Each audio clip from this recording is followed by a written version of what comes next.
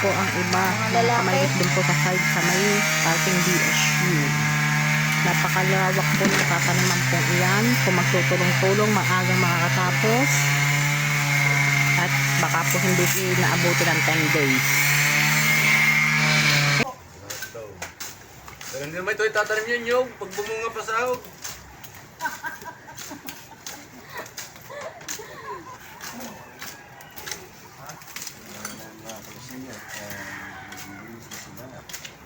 So yun mga kamarikit, si Kakonsi nasa kanya po yung mga lista ng may mga bangka. Madaling kumita ng pera pag hihirapan.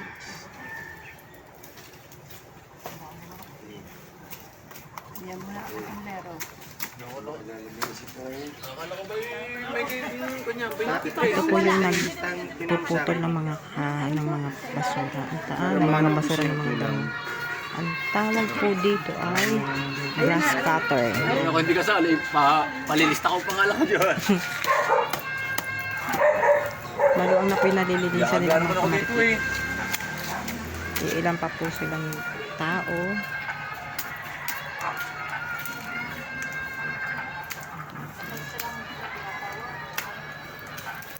Mga kamarikit, si Luis Mario kumuha ng pala. Dahil yung ginagamit po niyang pala kanina ay nabali. Hindi na mababali yan. Ang Jomar say na ano doon, no? Si Jomar, tsaka yung asawa ni Temong si Tata. Si Bingbing, asawa ni Pototski, at pinakabungal yan. Ano pa ito? Inaano na po ulit ng grass cutter yung sa paparoon na medyo magsukal. Nakakatakot linisin dahil sobrang damo, baka may ahas. Pero pag kaganyan pong may maingay, nawawala po daw yung pusok takot ang ahas sa ganyang may mga kaluskos o ingay. Ang tatay ay nagpahinga muna dahil kanina pa nagtatabas. Ano pa daw muna. Ano pa po siya nagtatabas at hindi ko pwede ang bayawang. Masakit na ang bayawang. Kutsilyo lang naman ang dala ko eh. Tumulong sa akin, May substitute ka pa palang nako ko. Ayaw mo tanda na yun. Ayan ang bayboy dito. Ang Kulyatris, tatay ni Singdang, si Dancing Master. Napakaluang po nitong lilinisin ito. Napakaluang din ito napakaluang din po ng tataniman. Ayan po yung mga binhi. Ayan. Tatayin po yung mga seeds pa lang po.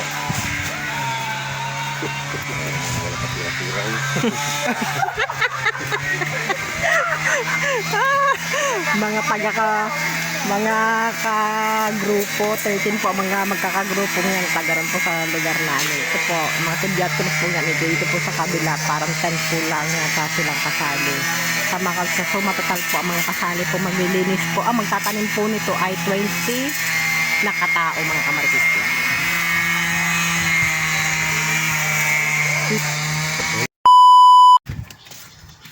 Hindi abot ng kamay ko. So yun mga kamarikit, tayo po ay padalawang araw na maglilinis po at magtatanim dito po sa aming barangay. Ito po ay project po ng DSWD sa mga mangingisda na may 23 katao. Dali mo doon.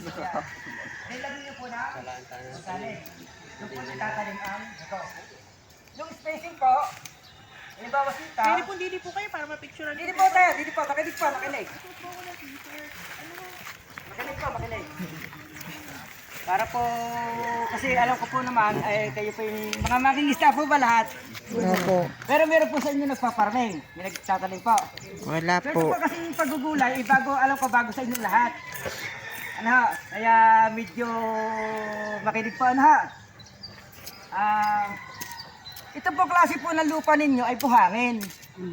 No need po siya na itaas. Pero pwede din naman, huwag masyadong mataas. Kasi ang dali pong maiga ng tubig dito sa inyo. Hindi katulad sa bukid, kailangan doon mataas kasi nagkakatubig. So kung may plot po, huwag po ganito kataas. At ang ideal pong plat, sana po ay 1 metro ang lapad. Magpapaplat po 1 metro ang lapad. Gumawa po kayo ng sukat.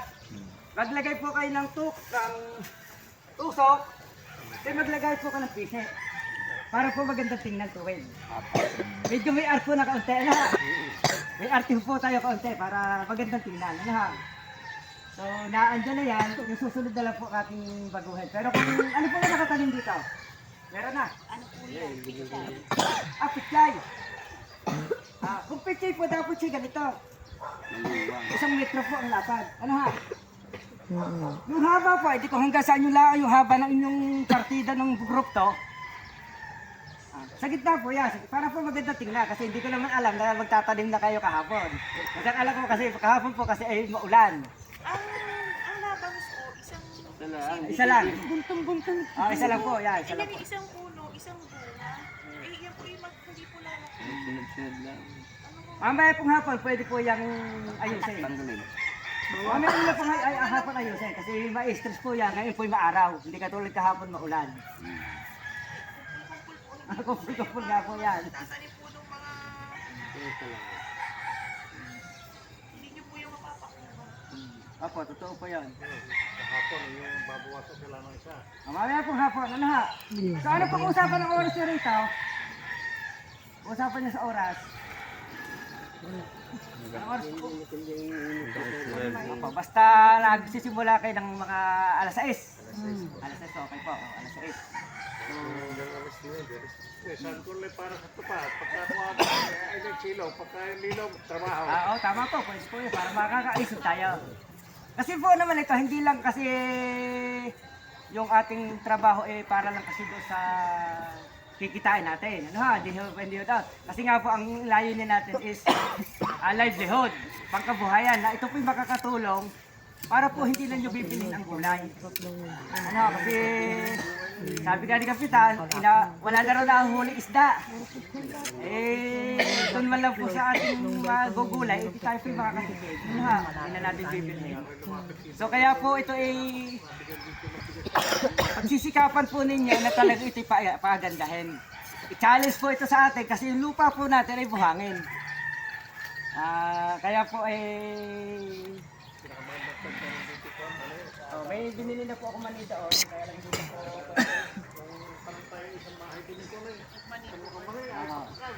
Sige pa, titira po tayo ng area para sa mani.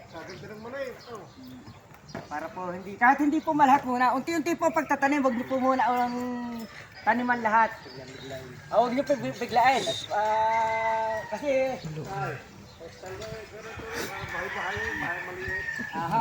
so, ideal po talaga na flat, 1 metro po ang dapat. At gawin niyo po tuwid. Huwag niyo po masyadong mataas kasi po ito nga po ay buhangin. Lalagyan lang natin ng pulitan. Aray, dagdagan niyo ito. Aray, dagdagan niyo. Yung sa kabila. Sige po, basta sa umaga po, andito po. May tanim mo na. Ayan nga, dagdagan nila. Ganito na lang po para po mas malinaw. Ang gagawin po ngayon, mga basura po, kailangan po nabubulok doon, tapos isang area po nung hindi, tapos kung matatapos na po siya ngayon, yung pag-sort po ng basura, ay maaari po na, gaya po nito, may tanim na po ba ito? Ay hindi na lang po bukalin yung pagitan. Kasi aliit nga po yung flat, yung kamang tanim. Yan po, isang flat na po siya. Bubong ka lang din natin. Kailangan magsama. Tasa. Hindi naman yung kailangan digan. Hindi na natin kailangan din alam lupa. Ayan, di ba? Supervise po kayo, di ba? Para sa pagtatanim, ano? Kasi tama po yung inyo. Maging sa mute. Opo, basta po, ganito na lang po. Yung po, bubukalin na po para magkasama na po yun. Sama na. Simulan na natin. Bungkalan natin yun. Dala pa po ako dito. Tasa at saka labanon. Sakripisyo yun ang mustasang ito. suklatin nyo na lang din po para magkasama. Eh, kahit po bukas na, kung magpipilirin mo na sila Oo, ngayon. basta po gano'n na lang. Basta po ang plati kahit po ganitong kalapan. Pero hindi na po siya gano'ng kataas kasi kahit gano'ng po itaas niya, babagsak na po siya ang mabuhangin. Tapos ito po, Yan, baksak na yan. huwag niyo po ito, huwag niyo po muna itong galawin. Kahit po bukas o sa hapon na, basta po maayos na po yung paglilipanan. Halimbawa, ayun yun. Halimbawa, di nila nakagawa po ng magandang plat. Saka ilipat po natin yan. Ano po, ang pinaka... Kanya-kanya ang team leader ya sa ayun, tagaraw. Sino po team leader ng Group 1? Kayo po, yan. Kukuhanin po ni Tatay Tomas po yung contact number nyo. Kami po yung dalawang pupunta dito ay humingi din po kami ng pasensya. Di po kami nakapunta kahapon at sa ulan po nag-ceremony po kami. Tapos Para dapat bisita. sabay pa yung pang ano, mga... Oo, pero kami po yung nagsadya po din. Nakausap po namin yung ni Kapitan. Kala po kasi ni namin hindi kayo matupos. Ayun po, wait. Atin din yun. Ay, magkadiretso. Opo. Kada alas 7 po ng umaga, andito na po kami. Hindi na po natin kakayanin ng alas 6 at hindi po dito na tingin sa bayan. Sa Mindanao. Kung kayo naman ay may mga anak kayo, magpapaalmusal pa kayo sa mga anak nyo, magluluto. Gawin nyo na schedule ng punta dito alas 7 na para hindi tayo mag sa oras. Nabalik po ba sila ng Anong oras po kayo nabalik dito ng hapon? Una po. Ano man napakainit po. Malilo. Pag Malinaw. mainit po, hindi po. Totoo siya, mainit pa yun. Mainit pa yun eh. Naulan kahapon. Lilong kahapon. Kaya tayo. Palimlim po hapon eh. Ari po yung complete fertilizer ano po. Panahawak po. Complete fertilizer. Hindi kami po ipasulpot-sulpot po dito. Broken time daw po kayo. Hindi naman po kailangan 10 araw po kayo dito. Iwanan ko na po rin yung seeds para po kung bukas. At hindi rin na. Pero ito punta dito. Ito po yung mga okra, labanos. So, sabi ko nga po okra doon sa tabi po, diretso hanggang doon. Basta po yung okra po kasi matibay siya eh. Pwede po siya sa mga tabi eh. Huwag niyo po igitna ang okra. Ano, para po maganda tingnan. Huwag po natin igitna ang okra. Ang okra po sa tabi. Dito po sa gitna yung po mga pechay, okra, mustasa, labanos. Ano, dito po sa gitna. Ano po niya kung maaari yung halimbawa ito yung labad po. Dire-diretso po hanggang doon labanos, hanggang sa group to. Halimbawa po pechay po dire-diretso hanggang doon. Halimbawa pong mustasa, dire-diretso po din hanggang doon. So makikita po natin, nasa gitna po yung mabababa, nasa tabi po yung matataas. Yung ampalaya po, pwede naman sa mga sulok. Sulok po, sulok doon po ang palaya, doon ang palaya. Alam ko may pipino rin eh. Meron po. So, isa rin pong okra, sitaw, pipino. Isa pong dire-diretso din pipino hanggang doon sa dulo. Ano, para po diretsuhan. Maganda tingnan. Parang kapon merong kalabasa. May kalabasa pa rin po. Pwede po doon sa medyo mataas na lugar na yun. May malapit po sa mga puno. Yung kalabasa po doon po. So, pwede rin din sa tabing are. Sige po, are po yung mga seeds pa. Ito po ay okra labanos. Ngayon, mag-clear. Wag po munang magtatanim ha, bukas na po ha, para po ma-supervise. Para po ma-supervise kayo. No? Ang sitaw po, napatanim na. Napatanim na. Ito pala kami sitaw din eh. Tingnan nga po. May sitaw po, may sitaw. Ayan. Ay, ito po yan ha, paglalabis po Babalik. ano po natin kasi hindi ko po alam kung hindi sobra o labis. Titignan po natin. Pupunta rin po kami sa ibang barangay. Baka po sobra-sobra. Ano? Pag sobra po, di amin po uling kung ano. Sa lupa, hindi sa bulsa, sa lupa. Sa lupa po yan ha. Baka po kasi wag muna po mag-uwi para po ano. Kasi atin po didistribute sa ibang Barangay. kasi isang po ito, isang area. Dinagdagan na lang po na. Pero pag lalabis po, ay di kukunin po muna ulit namin pag kulang po sa ibang lugar. Ano ha? Ganun pa ha. Linis muna kayo. So, wag na po muna. Wag na po muna magganyan. Linis po muna. Sino po ba may pise? Tanse. Dapat fishing nga yan. Para diretso. Oh, magtasi po kaya para po suwed. Ang tansi. Yes, uuwi. Depende sa trabaho. Dahil kami alas 6 pa na, andi dito na. Lubod ang gawa niyo.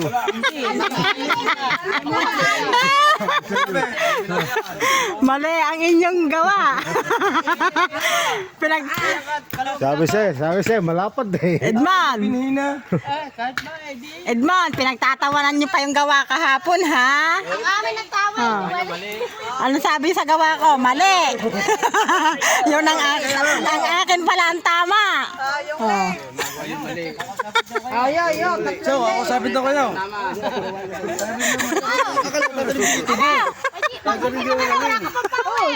Ayun, ang late.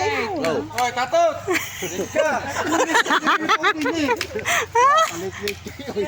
Yan pa, tatlo. Yan tatlo.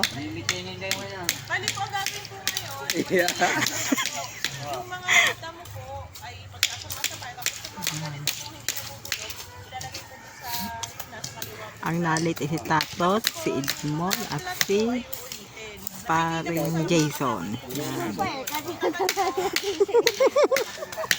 Kasi kung ito 10 araw, di ko ba nasabi sa 10 araw? 10 araw po, kahit i-shortcut nyo po yun, babalik kayo dito hanggang 10 araw. Huwag na po madaliin. Dahil nakita po kayo, kahit na po yun eh, 10 araw. Gusto na ba naman agad makamunga eh? Kahit po yun eh, gusto nyo po naman. Saka yung nilagay nyo doon lahat. Yung nilagay nyo doon lahat. Isa-isahan nyo. Ang sige. Paano po yung mga tingin na Bahala na po. Gagawa na lang po ng remedyo. Kasi yun nga po, bakit dapat po Bubunutin niyo uli. Tatanggalin ulit yung mga tanim doon. po ay dapat nagtanim nang walang masabi sa amin. Ano ho, di po ba yung 10 araw, di po ba ay kailangan malinis po yung puso. At napagkasundoan po na schedule ng pagpunta dito ay alas 7. Sabi po ma'am, sabi po na rin, tanim daw. Nauna naman po kayo.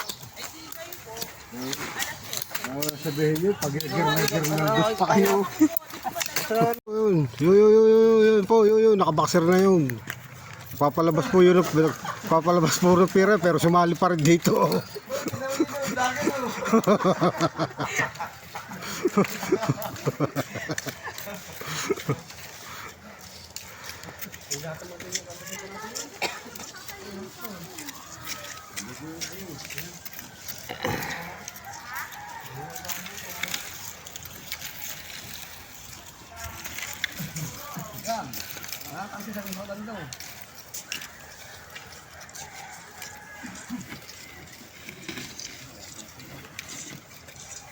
Mali na naman ito. Sabi kayo ng ano, ng laki.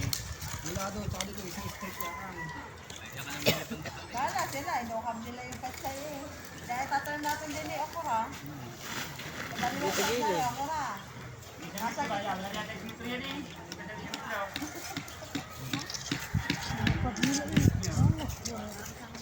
Ba't nga ba yung ating okra?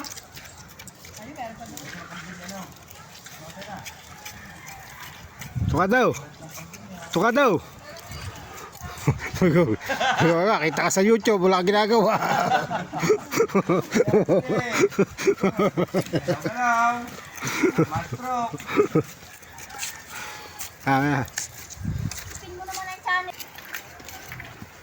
Napakaluang na po ng nagagamasan.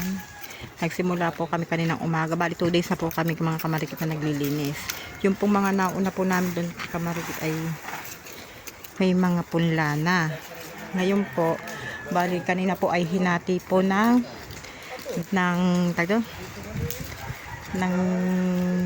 tauhan ng DSWD ang partihan. Bali 2 grupo po kami mga kamarikit yan. Yung pong sa paparong may mga tanim po namin ay napapunta po sa kanila sa group 1. Ito po yung group 2 na 14 na katao. Yan.